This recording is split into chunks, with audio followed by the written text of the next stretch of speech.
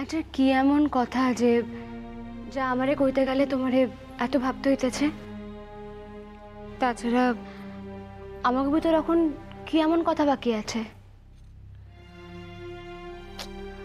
কিরণ, মানে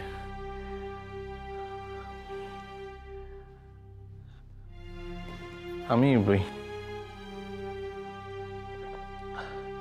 আমি আগে জানতাম না, কথা খান সদ্য জানছি। কি কথা?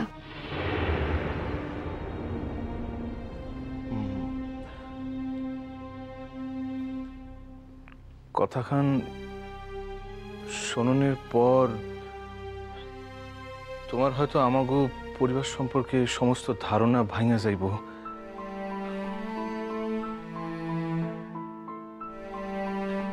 হয়তো তুমি আমগো পর খুব...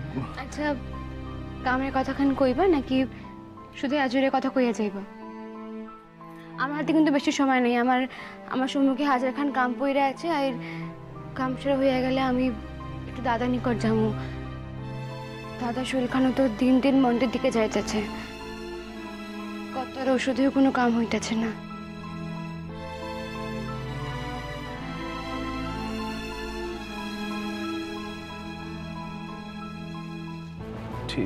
ঠিক আছে, কথাখান কওয়া হইয়া গেলে তুমি আমি যাবো একলগে কদম দাদার নিকট।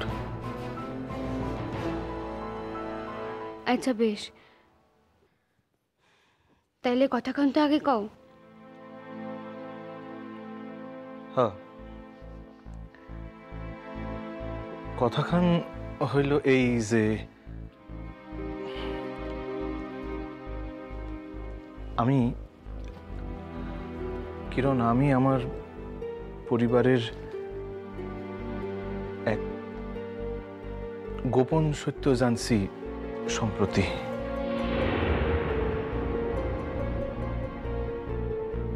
হাসতেছো তুমি? মালতী পিসির কথা?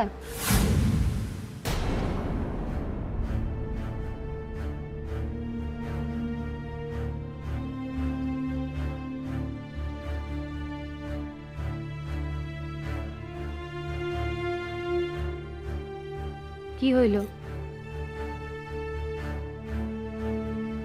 তুমি কি কইরা জানলা কত? আমারে শাহাবুদ্দিন দাদা কইছিলেন। হ, তুমি আর বাবা যেদিন তার নিকট গেছিলা তার আগের দিন কথা এই বিষয় লইয়া শাহাবুদ্দিন দাদার লগে আলোচনা করছিলেন।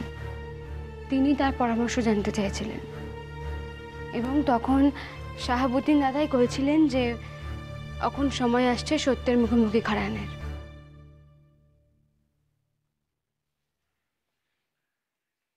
তার মানে তুমি... জানি, অথচ এই বিষয় লইয়া তুমি আমারে একটা কথাও কও নাই। আমি দেখতেছিলাম যে তুমি আসনের পর থেকে বড় অস্থির হইয়াছিল। আমি আমি তোমার একটু সময় দিতে চাইছিলাম।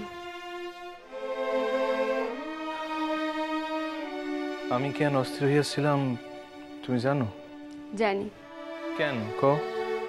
তুমি আমারে কথাগুলি কইতে পারতেছ না বলেই অস্থির হইয়াছিল। হ, ঠিক ধরছো, একেবারে ঠিক। এলিগে তো আমি তো জানি, যে আমরা দুইজনই দুইজনের নিকট কোনো কথা গোপন রাখতে পারি না। কিরণ, এখন তোমার উপর সকল কিছু নির্ভর করতেছে। আমার উপর?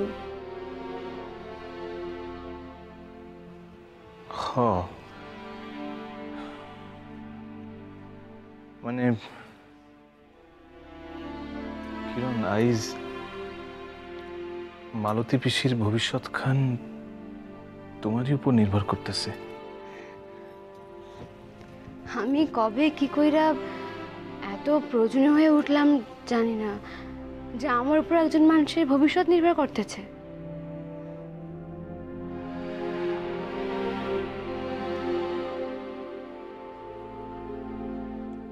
কিরণমালা, এই সংসার খান তো তোমার।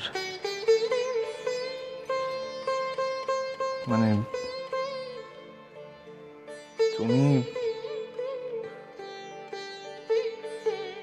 যদি না চাও তাইলে আমি মালতী পিসির এই বাসায় আনি কেমনে কত? তোমার কি মনে হয় আমি কি করতে পারি? না মানে আমার যা মনে হয়, আমি আমার মা জ্যাঠাইমারে কইয়া দিছি তুমি কি কইতে পারো। তবু তোমার নিজের মুখ থেকে না শুনলে আমি যে মনে মনে বড় অশান্তি পাইতেছি কিরণ। দেখো, আমাকে পূর্বপুরুষরা মেলা ভালা কাম করে গেছেন, তো তাকে সব কামে যে ভালা সে এত না। তাকে ভালা কামের নিদর্শনগুলি আমরা আমাকে অন্তরে গ্রহণ করুম, কিন্তু যেইটুক খারাপ কাম করে গেছেন সেইটুক যদি সংশোধন করতে না পারি তাহলে আমরা কেমন উত্তরাধিকারী হইলাম ক দেখি? ঠিক কইছো কিরণমালা, এমন কথা আমার কিরণমালা ছাড়া আর কেই বা কইতে পারে? স্বামী হইয়া নিজের মুখে স্ত্রীর প্রশংসা আর কেউ করে না। কি করুম কত, কি করি আমি?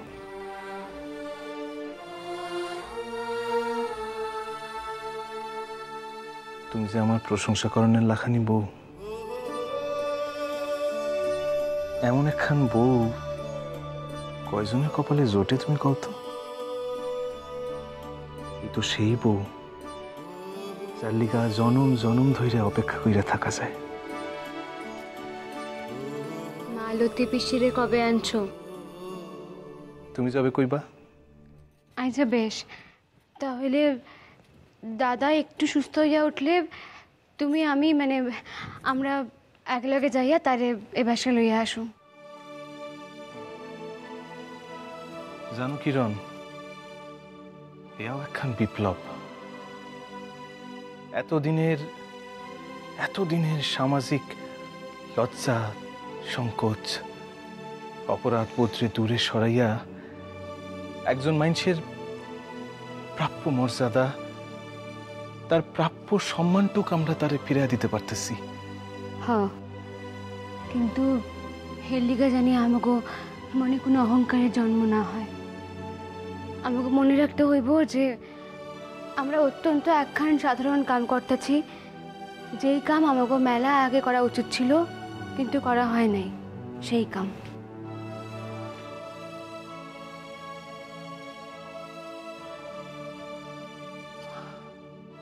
কিরণমালা, আমার কিরণমালা, কিরণমালা, চিরজীবন এইভাবে তুমি আমার সকল দোষ ত্রুটি সংশোধন কইরা দিবা কেমন? আমরা দুইজনের দোষ ত্রুটি সংশোধন করে পথ চলব।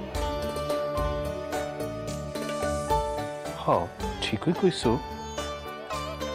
তবে আমার বউ যে ভুল করতে পারে না। তুমি কি কইতে চাও? হ্যাঁ, তুমি আমার বর ভুল করতে পারে?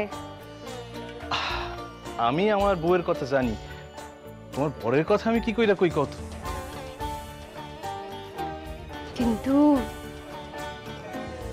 কিন্তু আমি তো আমার বরের কথা জানি,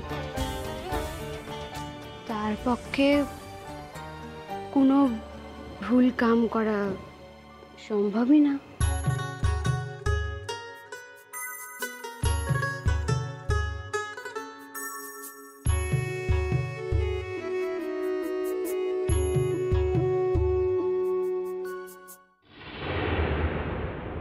আইর একটা গ্রাম পার হইলেই মৌখালি রাক্ষসটা নির্জস এই গ্রাম দিয়াও যাতায়াত করে। আগে তো তার বাণিজ্য আছিল এই গায়ে, ওহন যদি তার লগে দেখা হয় হইলে হইব। কি করবো? হ্যাঁ, আমার কিছুই করতে পারবো না, কিছু করতে পারবো না। এই গায়ে আমার জানা এক হাকিম আছে, কদম দাদার লিগা তার কাছ থেকে ঔষধ লইতে আসছি। মানুষটার কি হইল কে জানে, সেই যে পেটের বেদনা লইয়া আইসা অস্থির হইয়া পড়লো, আইতেও কিছুতেই সে বেদনা সারতে চায় না। কত ঔষধ দিতেছেন, কই একটুও তো কমে না। এখন তো ডর লাগে, তাই শরীরের গতিক দেখা মানুষটা বাঁচবেন তো। হায় আল্লাহ, এই মানুষটারে তুমি বাঁচাই দিও, আল্লাহ বাঁচাই দিও। শালি রে, কোনো প্রকারে বাগাইতে পারি নাই। হ্যাঁ, রাষ্ট্রদাতা এখন হয়েছেন ওই ডাক্তার কর্তার ভাইস্তা। একা নার্গিস হইলে লইরা লইতাম, এখন তো দুইজনে একত্রে মিলছেন। ও মিলাইতাছি আমি। হেল লিগাইতে বকখালি গাঁ যাইতেছি।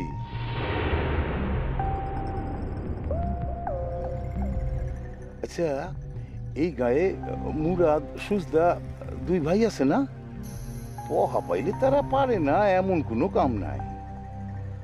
যেমন কইরাই হোক, ওই শালিরে আমার পায়ের তলায় আইন না ফেলাইতে হেরাই পারবো। একটিবার শালিরে আমার পায়ের তলায় পাইলে না, এরপর দেখতাছি কি কইরা কি করতে পারি।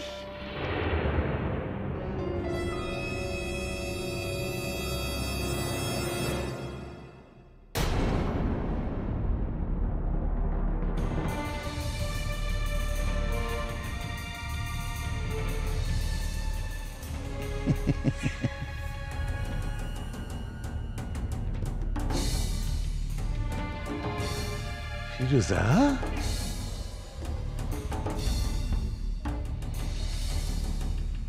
আমি জানতাম ফিরোজা তুমি আমার নিকট আইবা। আমার মন খুঁজছিল, ঠিক জানতাম আমি। তারা আছে ওই হেকিমের নিকট যাইতেছে। হেকিমের নিকট যাইতেছো? হায় আল্লাহ রে, আমার বিবির শরীর খান খারাপ হইলো বুঝি। কদম দাদার শরীর খান খুব খারাপ আছে।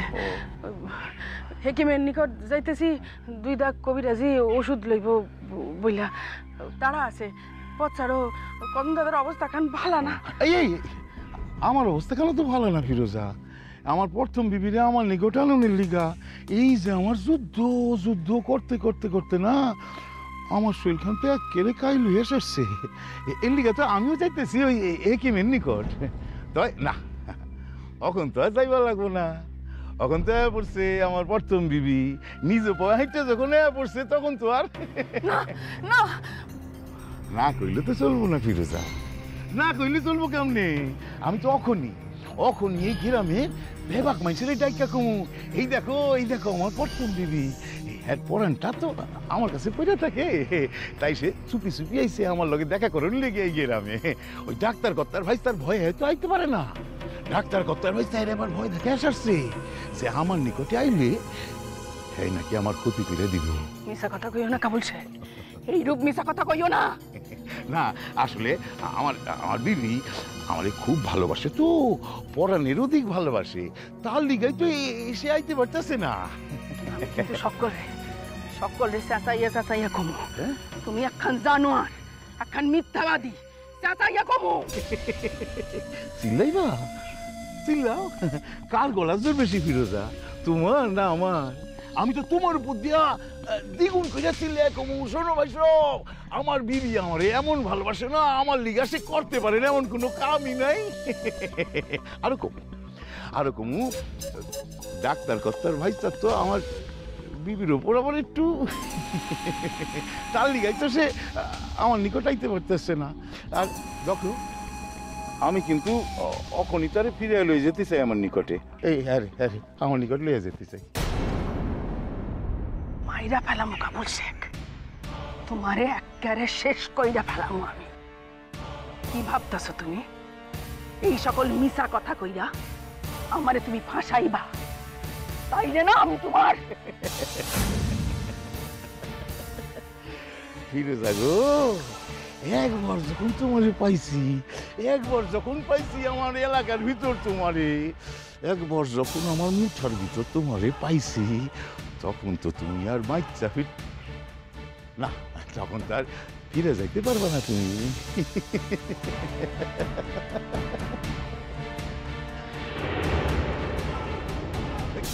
ফিরোজা, ফিরোজা খারাপ করতেছে ফিরোজা।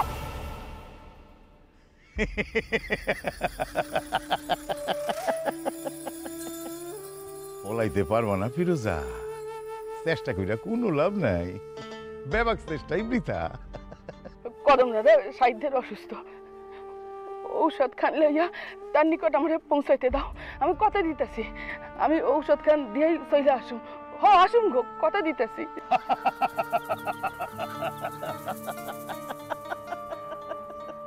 ফিরোজা, আচ্ছা তুমি আমার কি ভাবো কো দেখি?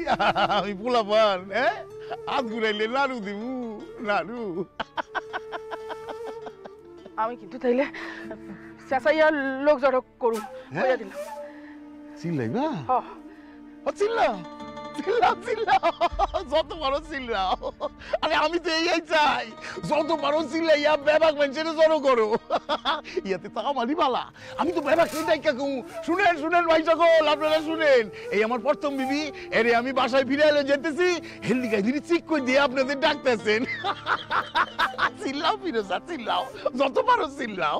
তারপর যখন এই মানুষগুলি সবকিছু শূন্য নিদান দিবেন, যা ইয়া তুমি ময়না লিব তো ফিরোজা।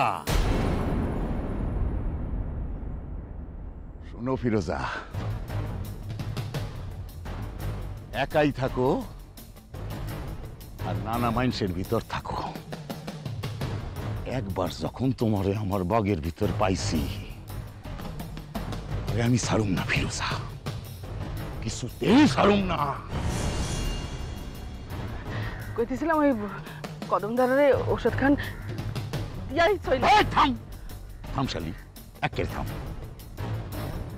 এক কান কথা শুনে ল, ওই শালা বুড়া মেলা বাঁচছে, আর বাসনের কোনো দরকার নাই তার। মরুক শালা, হ্যাঁ আমার পিছে কম লাগছে, আমার বিবিরে আটকায় এরকমের হ্যাঁ মালিক বলছে। হ্যাঁ কেন কে লেখা? শালা আমার বিবি তার মালিক বনবো হক গলি। আল্লাহ রে, আমার বিবি তার মালিক বনবো বেবাকে, আমার বিবি সকলের বিবি।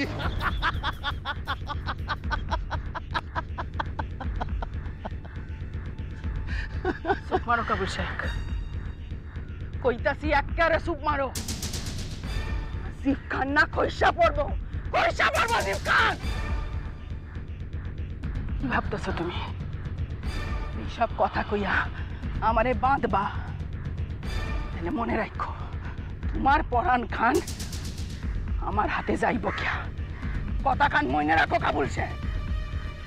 একবার বিফল হয়েছি দেখা বারবার বিফল হমু, সে মনে করণের কোনো কারণ নাই।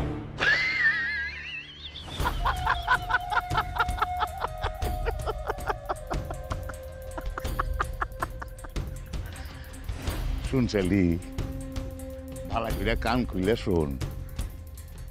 এখন তোরে বানছি, এরপর তোর অসুখে দোহাই দিয়া আমি ওই শালিরে লয়ে আসুম আমার নিকট।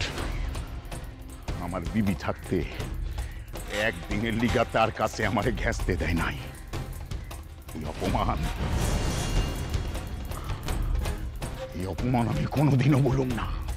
শোন শালি, একদিনের লিগা হইলেও তার এই সতীত্বের কুমোর এই আমি ভাঙমি।